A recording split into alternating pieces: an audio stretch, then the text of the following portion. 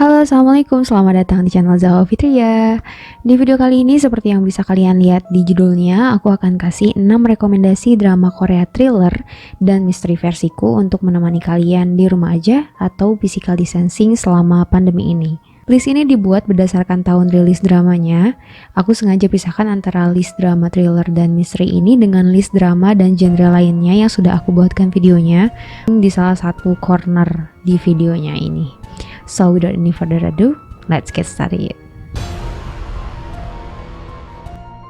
Drama yang pertama adalah Kingdom tahun 2020 dan 2019. Drama ini diproduksi oleh Netflix dan bisa kalian tonton di Netflix juga. Terdiri dari 2 season dan setiap season terdiri dari 6 episode. Drama ini mengisahkan tentang putra mahkota dinasti Joseon, Lee Chang yang diperankan oleh Ju Ji-hoon yang dituduh melakukan pengkhianatan dalam permainan kekuasaan politik setelah sang raja terjangkit penyakit epidemi mematikan dan berubah menjadi zombie dalam proses pengobatannya. Sang putra mahkota yang curiga atas kesehatan ayahnya yang ditutupi oleh ratu diperankan oleh Kim Hye Jun dan menteri kerajaan Jo Hak Jo yang diperankan oleh Ryo Seung Ryong mencoba pergi ke pinggiran negeri untuk mencari tabib terkenal yang memegang kunci misteri penyakit raja dan berusaha menghilangkan tuduhan pengkhianatan terhadapnya didampingi pengawal pribadinya Mo Young diperankan oleh Kim Sang Ho. Di sana Lee dihadapkan dengan korban epidemi yang telah berubah menjadi zombie. Selama perjalanan tersebut, ia harus menghadapi maut dengan dikejar-kejar zombie dan juga pengawal kerajaan yang mencoba menangkapnya. Dia juga dibantu seorang tabib bernama Sobi diperankan oleh Bae Do-na sebagai orang yang pertama kali bertemu dengan para zombie di klinik tempat ia bekerja bersama Yong Shin yang diperankan oleh Kim Sung Kyo. Tabib bernama Sobi ini juga adalah murid dari tabib kunci yang dicari oleh Lee Chang. Menurutku, Kingdom ini adalah drama thriller misteri yang sangat aku rekomendasikan di tahun 2020 ini karena banyak banget hal yang gak bisa kalian dapat di drama biasa. Setnya luar biasa, kelihatan banget kalau budgetnya memang gede. Acting pemainnya bukan hanya pemain utamanya saja tapi juga supportingnya, yaitu pemeran zombinya itu mendukung banget atmosfer seram di drama ini.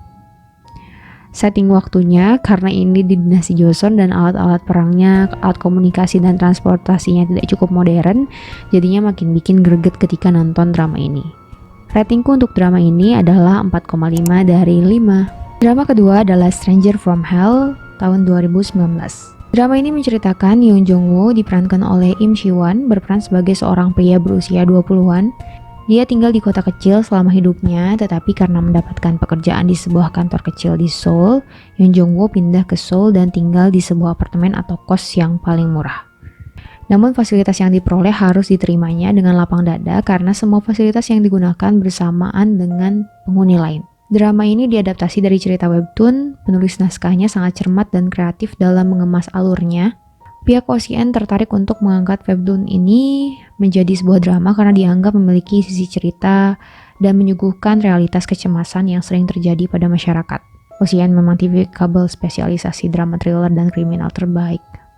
Bayangkan guys, jika kalian ada di posisi Yoon Jong Woo, kita akan merasakan betapa tempat tinggalnya itu sangat mengerikan. Rekan kerjanya tidak percaya soal keluhannya tentang kosannya ini yang sangat aneh. Mulai tetangga kosannya yang aneh sampai ibu kosannya pun aneh. Atmosfer sepanjang drama sangat mencekam, rasanya tuh pengen terus skip adegannya karena saking seremnya.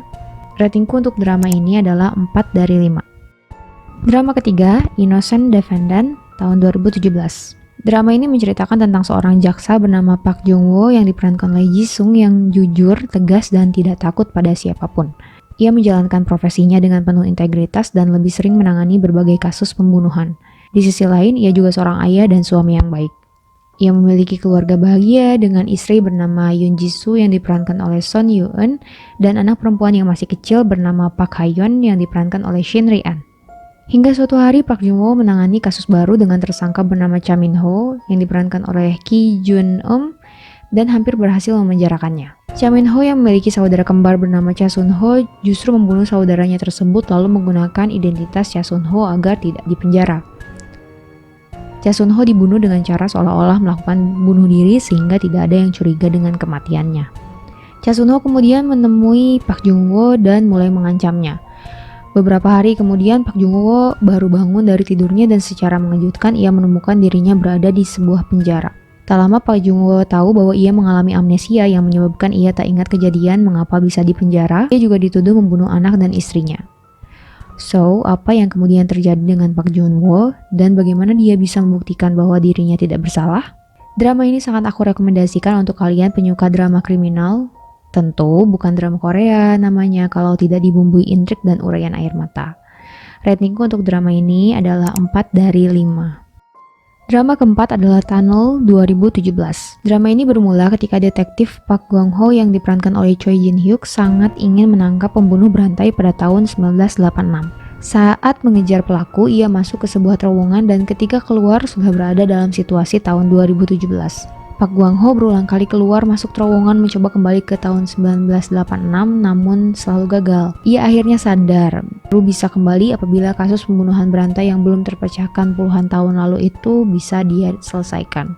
Park Gwang-ho kemudian berupaya menyelesaikan kasus 30 tahun lalu tersebut bersama beberapa detektif di tahun 2017 yakni Kim Sun-jae yang diperankan oleh Yoon Hyun-mi dan Shin Jae-yi yang diperankan oleh Lee Yo-young. Meski bekerja sama, 3 detektif tersebut mengalami kendala karena metodologi pemecahan kasus pada tahun 86 dan 2017 itu berbeda.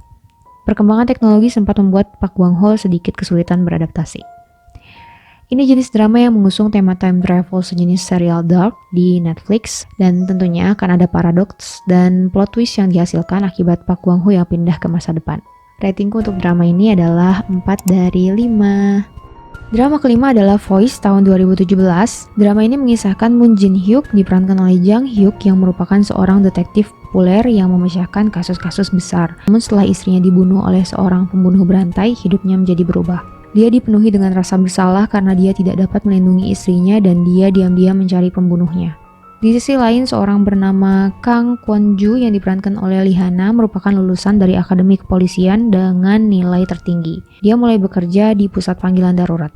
Dia bekerja di sana di mana sebuah kasus pembunuhan brutal terjadi dan sesan ayahnya polisi pergi ke TKP. Ayahnya lalu terbunuh di sana dan Kwon-ju mendengar apa yang terjadi melalui telepon. Setelah itu dia pergi ke Amerika Serikat untuk belajar dan kembali ke Korea sebagai profiler suara profesional.